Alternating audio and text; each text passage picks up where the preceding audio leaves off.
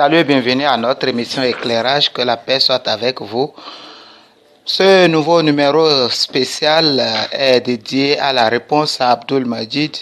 Nous voulons exposer ses mensonges, nous voulons étaler ses stratégies, sa ruse pour pouvoir embrouiller les gens et faire croire qu'il est un docteur et faire croire qu'il maîtrise quelque chose, qu'il peut enseigner quelque chose.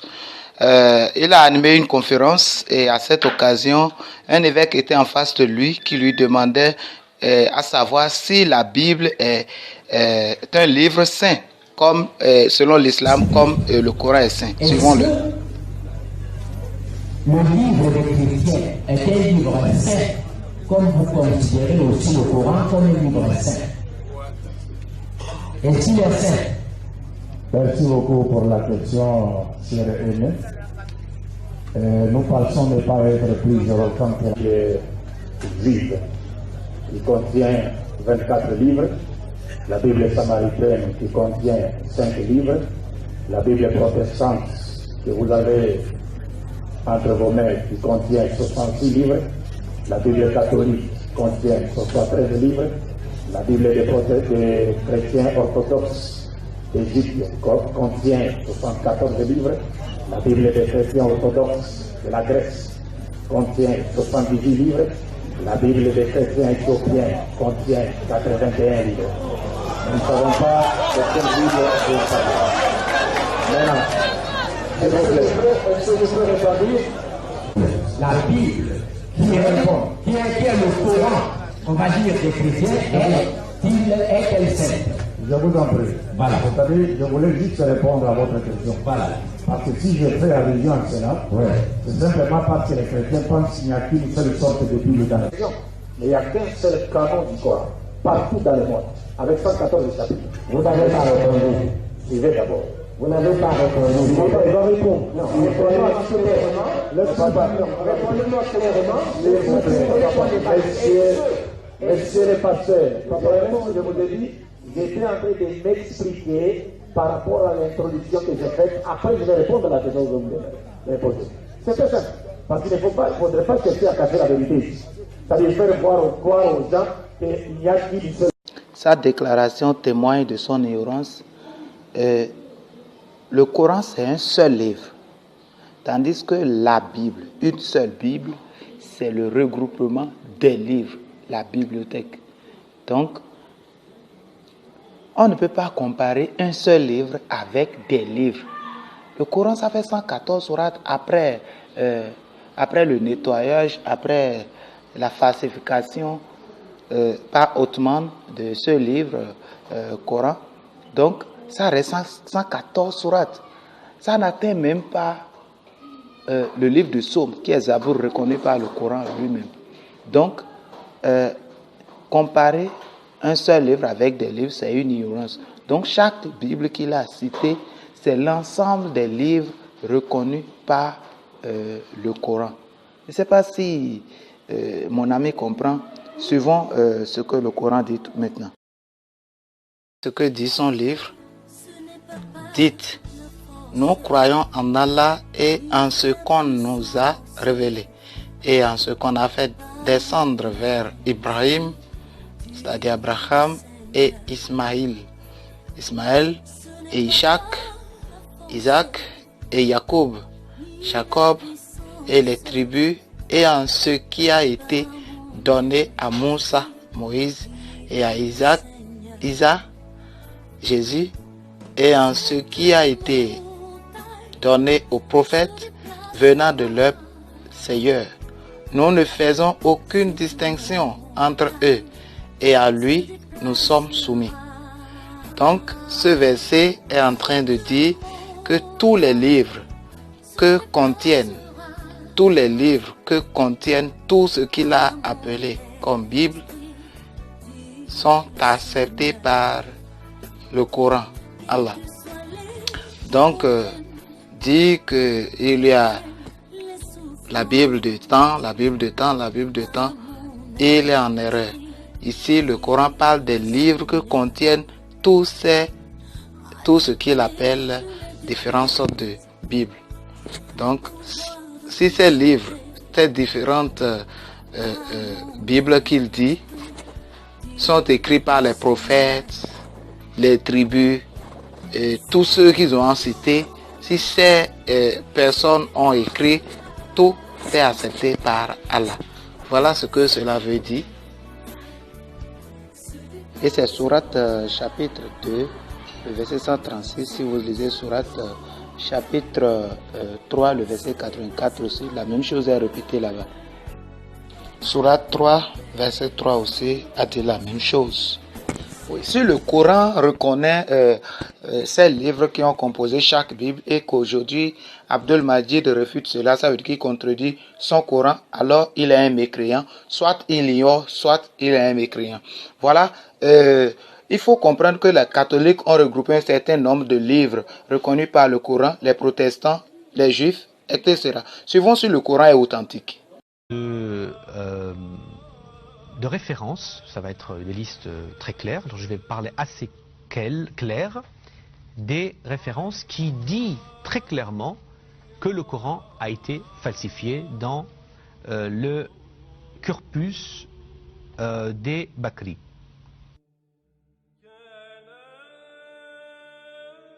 Ibn Abbas, Omar a dit, certes, Dieu le Tout-Puissant a envoyé Mohammed avec la vérité, donc c'est en fait toujours le même verset qu'on parle du rajm, de la lapidation, et qui dit qu'il lui a révélé un verset de la lapidation.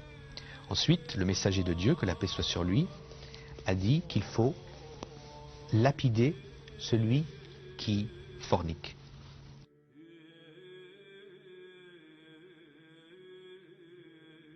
Ça a été très clair dans le livre que nous voyons dans Bukhari.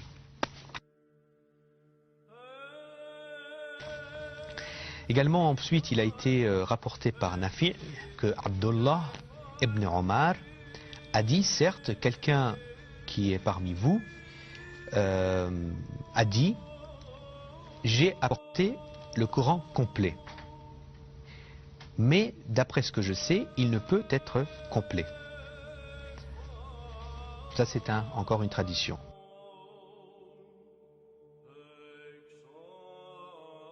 Ensuite, il y a Urwa ibn al-Zubayr qui a dit sur l'autorité de Aïcha. A dit que le chapitre Ahzab des coalisés, je vous traduis directement de la langue originale, c'est pour ça que peut-être je prends un peu de temps pour le répondre, avait l'habitude de réciter avec le prophète Mohammed sallallahu alayhi wa sallam 200 versets. Mais quand Othman a compilé le Coran, il ne restait pas, il n'avait pas le même nombre.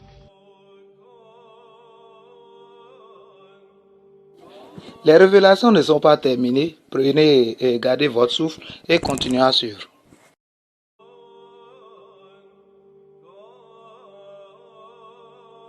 Omar ibn Khattab a dit que le Coran consiste de 1 027 000 mots.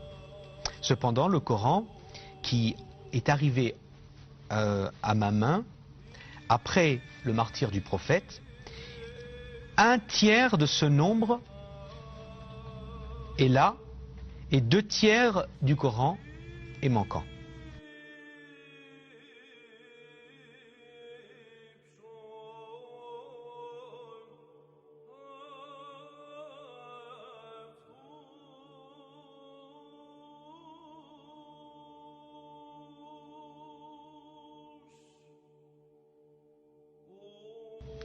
Donc c'est ce que Omar a confirmé.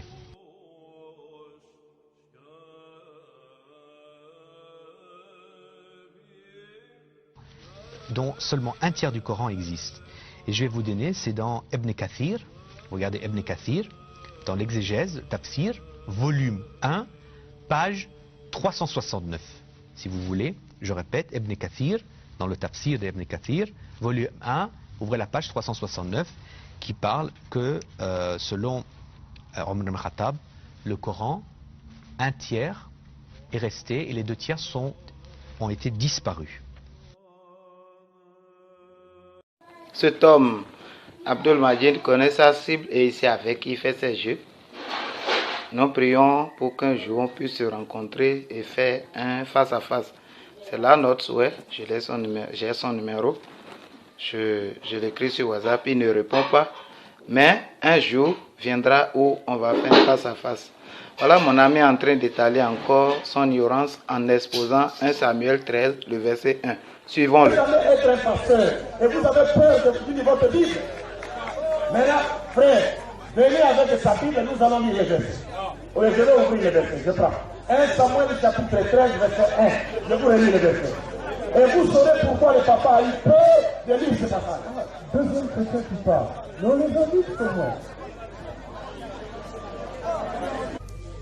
Saoul était âgé de ans lorsqu'il devint roi et il avait déjà régné 2 ans sur Israël. Le papa connaît les versets. Et il sait qu'en lisant ces versets, je lui aurais posé la question. Quel âge avait Saoul?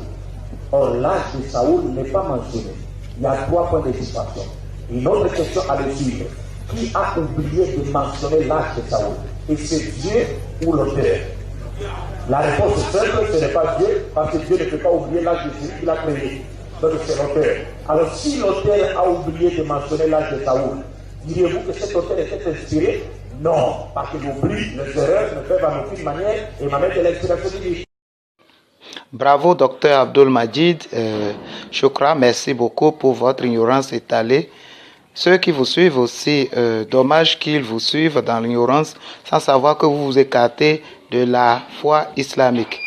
Vous avez trouvé 3 points de suspension dans 1 Samuel chapitre 13 verset 1. Pour cela, ce n'est pas la parole divine, mais la parole humaine. Si nous trouvons un seul verset dans le Coran aussi qui a 3 points de suspension, vous confirmez également que ce n'est pas la parole de Dieu. Suivons le Coran. Chapitre 2, le verset 54 qui dit: Et rappelez-vous lorsque Moussa dit à son peuple: Oh mon peuple, certes, vous vous êtes fait du tort à vous-même en prenant le veau pour idole. Revenez donc à votre Créateur, puis tuez donc les coupables vous-même. Ce serait mieux pour vous auprès de votre Créateur.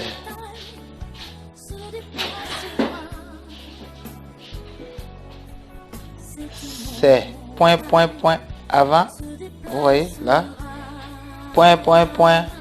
peut-être Allah dormait au moment où,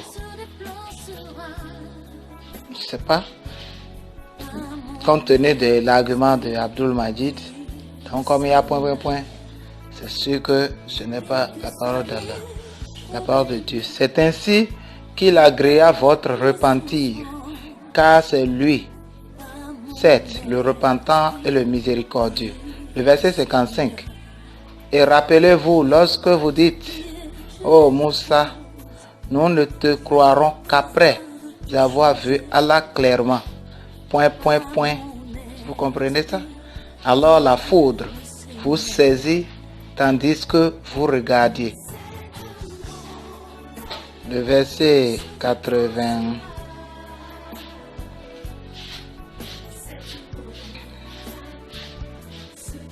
Voilà.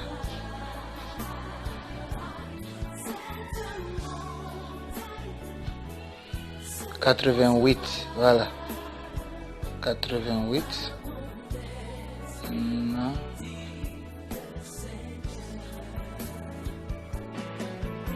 Le verset 98, je crois.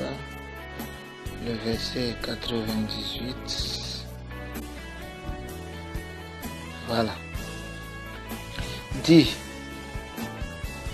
quiconque est ennemi d'Allah et ses anges, de ses messagers, de Djibril, Gabriel et de Michael, ... Allah sera son ennemi, car Allah est l'ennemi des infidèles. Donc voilà, de ces genres de versets, c'est plein dans le Coran. Il a trouvé un seul verset dans la Bible où il y a ... dans 1 Samuel chapitre 13, le verset 1, Et il dit pour cela, la Bible n'est pas la parole de Dieu. Ici, je peux vous citer plus de 10 versets comme ça, avec point.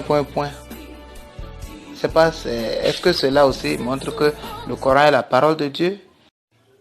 Un musulman en arabe, c'est muslim, et muslim, c'est celui qui est soumis à Allah. Si Abdul Majid était soumis vraiment à Allah, c'est impossible qu'il puisse affirmer, exposer cet art en contredisant ce que le Coran a dit. Le Coran n'a jamais dit qu'il y a problème au niveau des révélations que Dieu a fait dans les livres que compose le Coran, que compose la Bible, excusez. Donc voilà un peu son ignorance et suivons, continuons sur ce qu'il dit.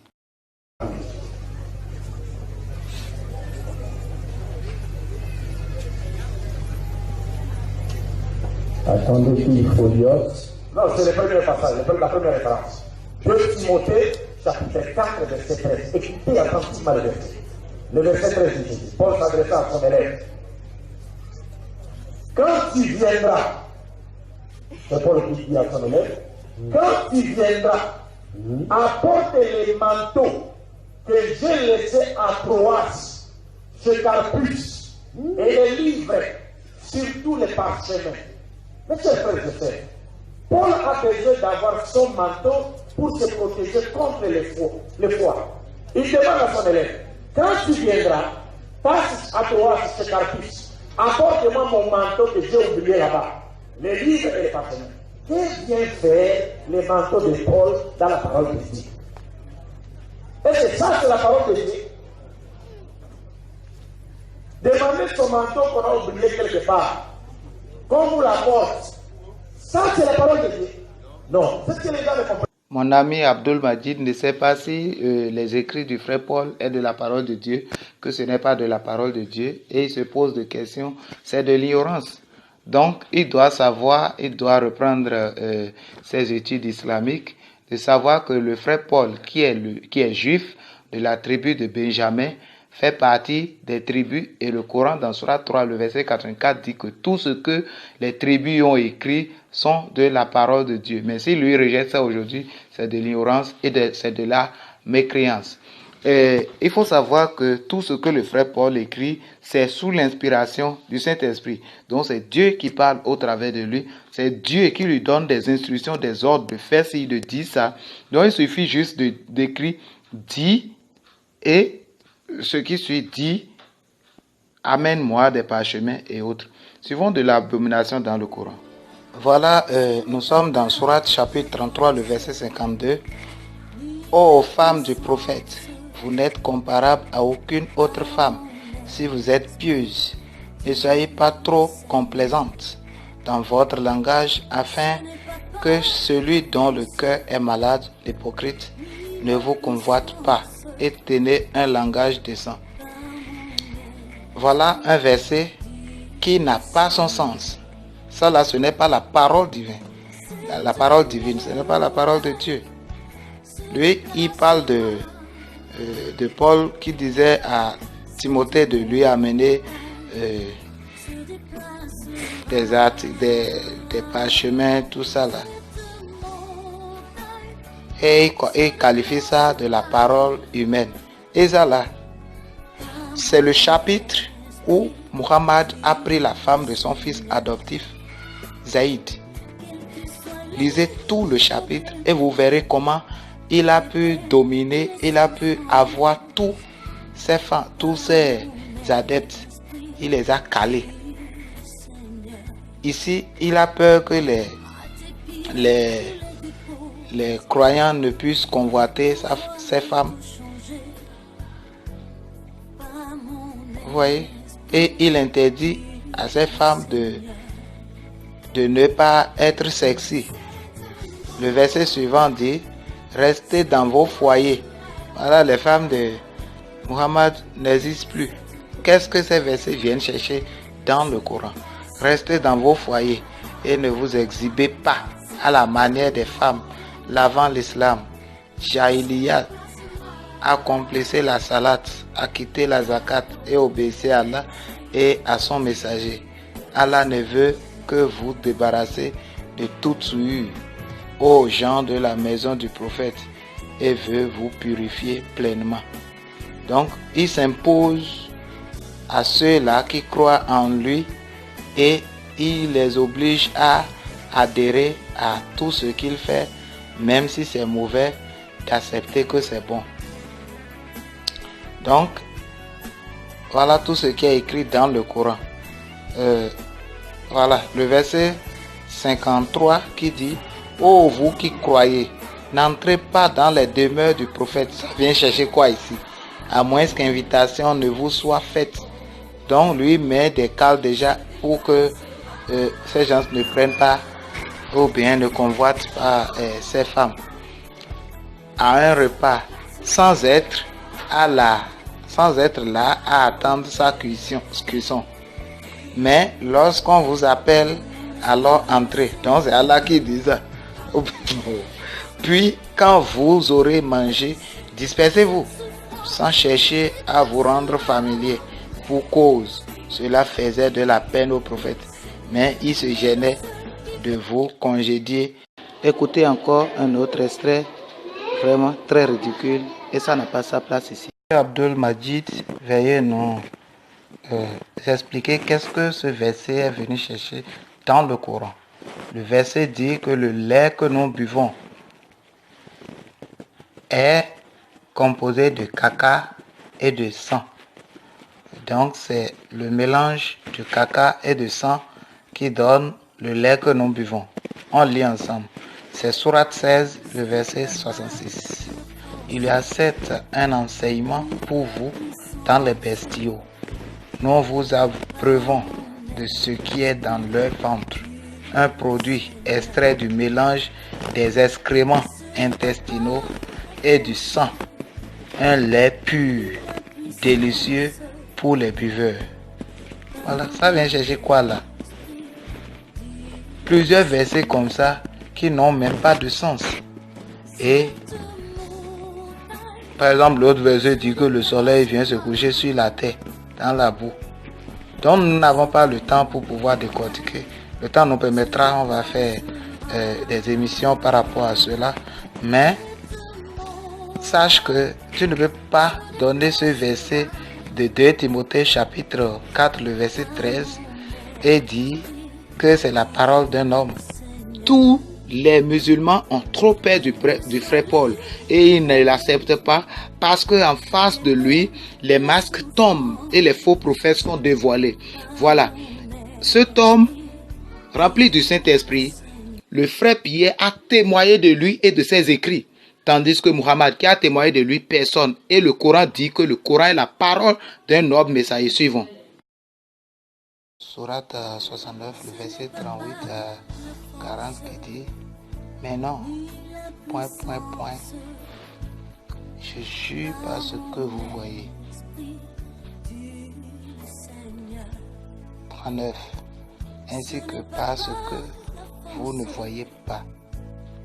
Que ceci, le Coran, est la parole d'un noble messager.